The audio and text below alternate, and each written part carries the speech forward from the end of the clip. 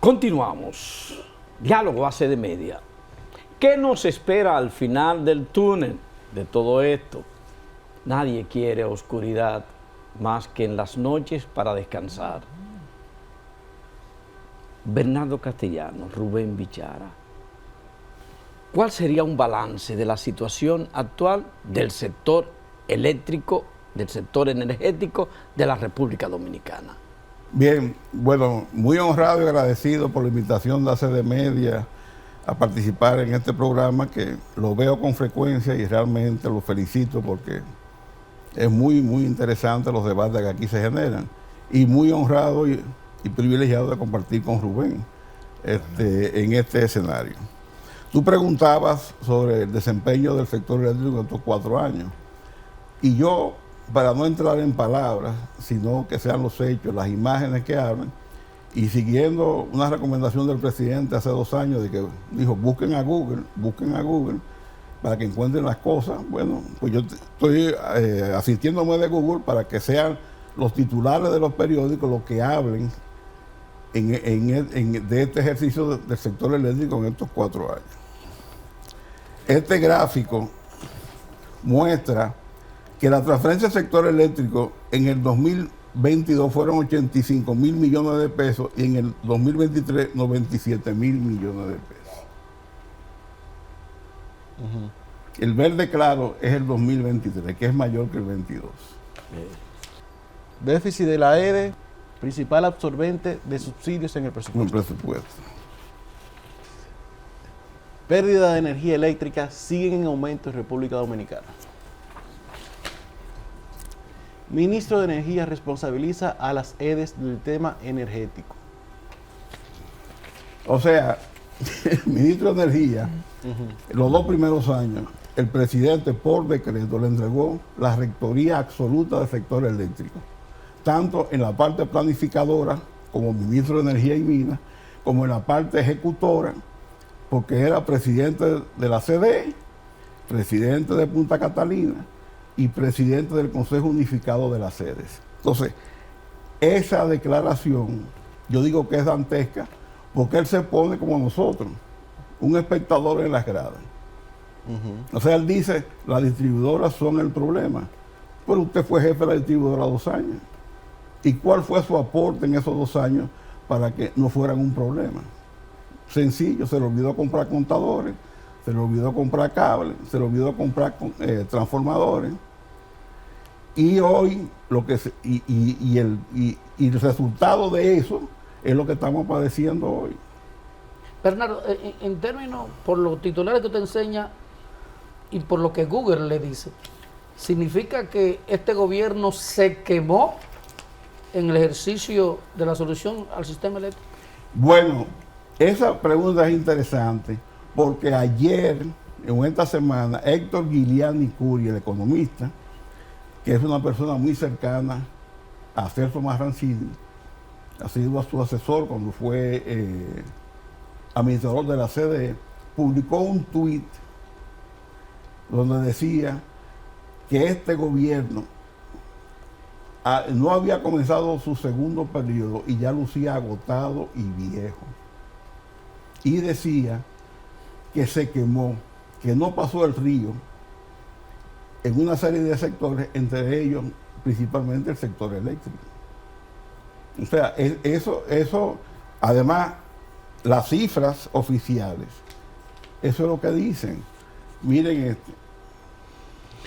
Pérdidas eléctricas del 29% a 40% y caída de la minería durante la gestión de Abinader.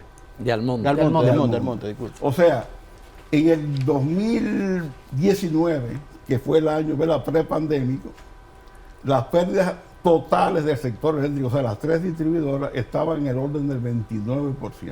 Hoy día están en el 40 y pico %. Eso es el legado de estos 4 años. Naturalmente siempre hay excusas. O sea, hay factores que son los que inciden, pero solamente en este país. ¿Por qué no se compraron contadores? Ucrania, la crisis de logística, pero usted va a Guatemala y a Panamá, que son mercados que yo lo conozco porque he trabajado en esos mercados. Ahí no faltaron contadores, no faltaron transformadores, no faltaron cables. En Guatemala, que hay varias plantas a carbón, ahí no se le olvidó comprar carbón. Sin embargo, Bernardo, el presidente parece optimista a partir de lo que yo vi en él ayer, inaugurando un puerto paralelo al puerto viejo de Manzanillo y haciendo una visita de supervisión a la construcción de 2 grandes plantas, y parece apostar a que el segundo periodo de su gobierno constitucional pudiera dar con la solución al problema. O sea, eso admite que estos 4 años fueron perdidos. Sí, claro que sí. O sea, porque todo eso se pudo haber comenzado el 16 de agosto de 2020. Y yo quiero decir aquí, categóricamente, que hoy día estamos peor que lo que estábamos el 16 de agosto de 2020. ¿Por qué? Porque el 16 de agosto de 2020, Punta Catalina estaba, como dicen, un plan new.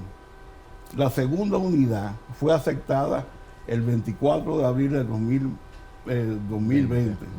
Y la primera unidad fue aceptada provisionalmente en octubre, noviembre del 2019. O sea que tenía el sistema 750 megavatios de energía nueva, de base térmica 24/7, disponible para su expansión. ¿Qué tenemos hoy? Eso que dice el presidente ayer, que es un optimismo entre comillas. ¿Por qué?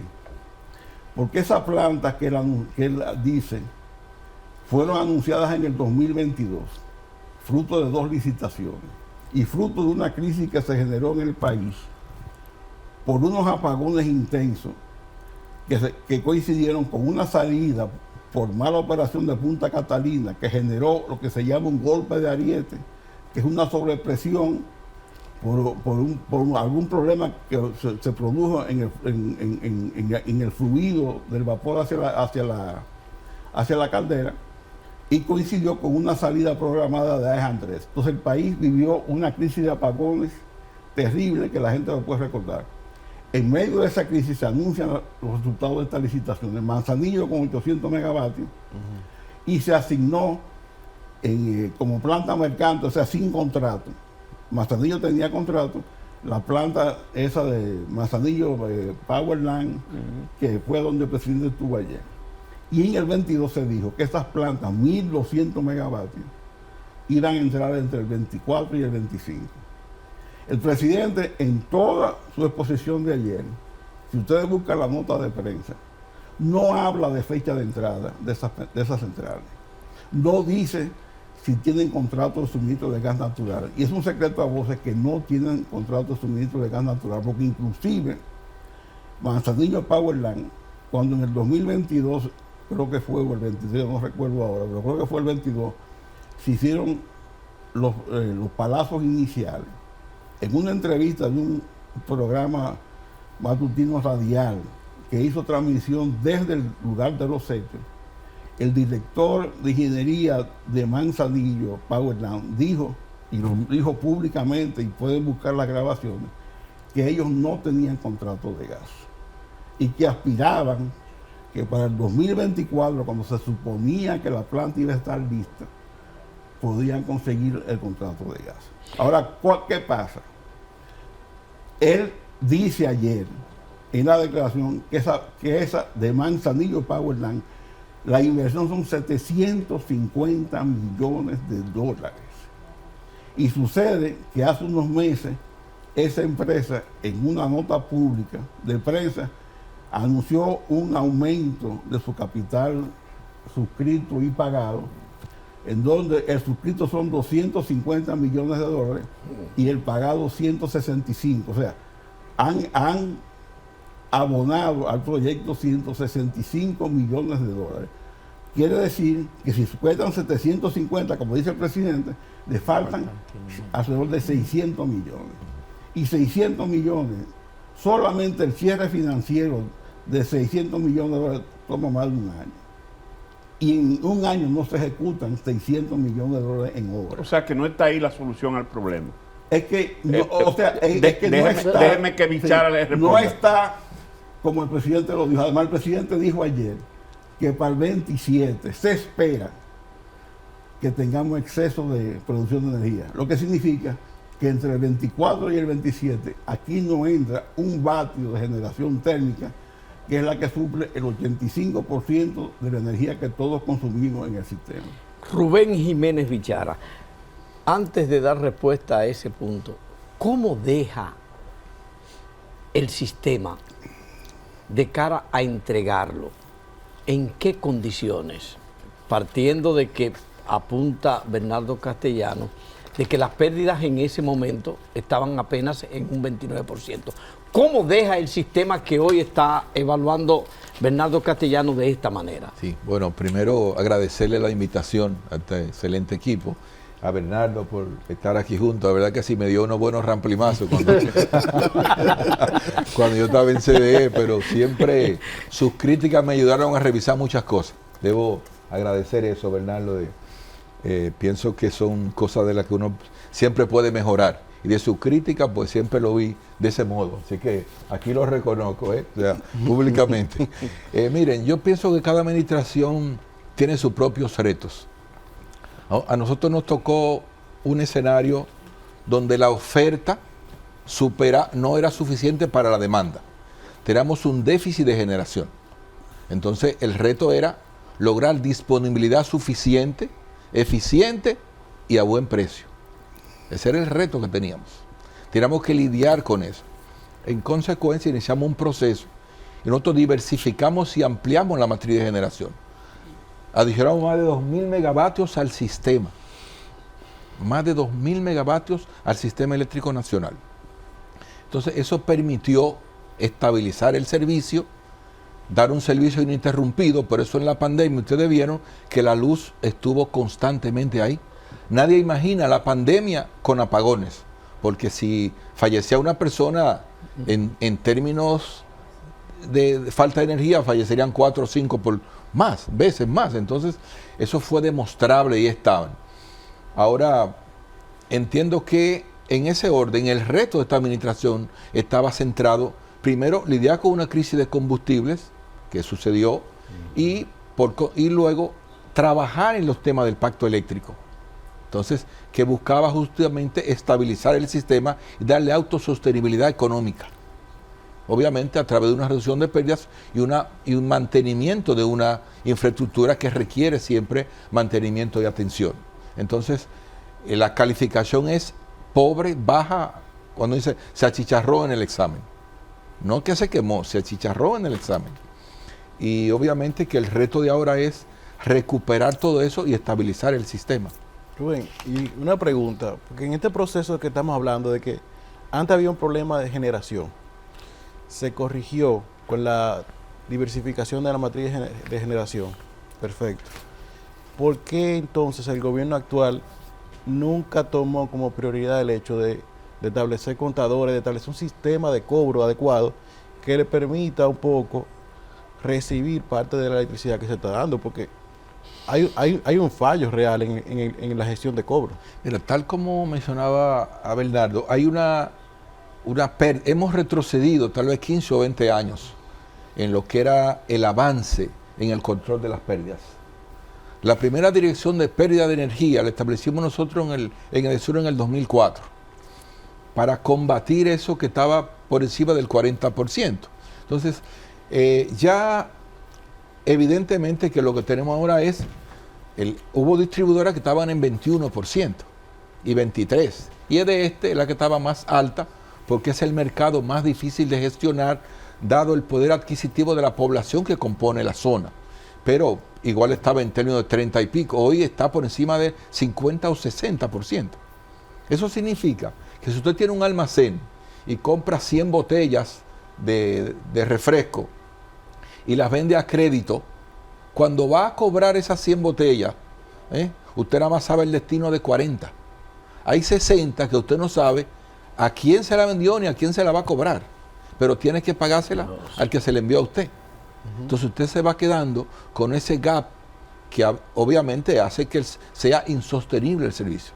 Entonces las pérdidas, hay un gráfico que nosotros trajimos, no sé si se lo puedan poner, donde se refleja el tema de la evolución de la demanda, cómo eso va creciendo. No sé si pueden, pero nuestro país crece a unos 100 a 120 megavatios por año.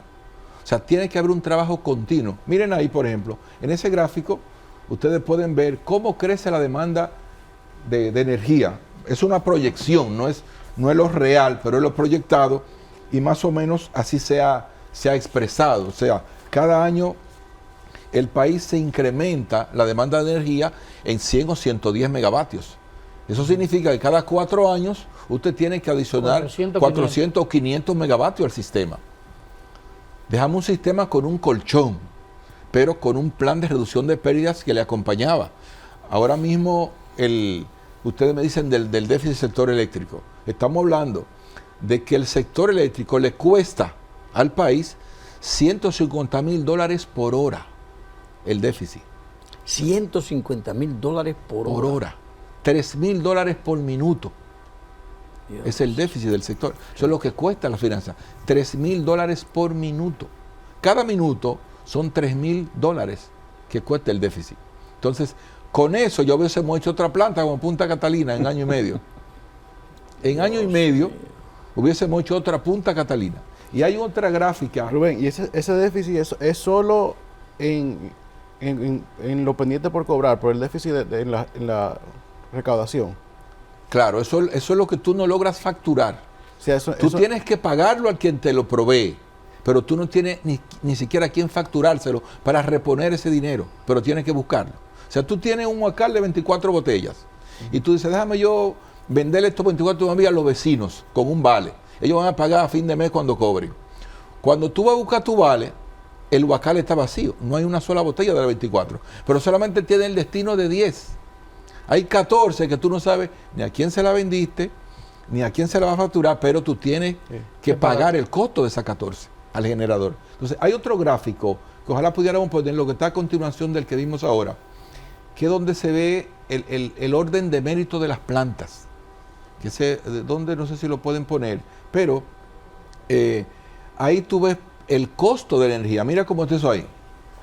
Esas 2 barritas que empiezan con ese gráfico, esas son las plantas del sistema.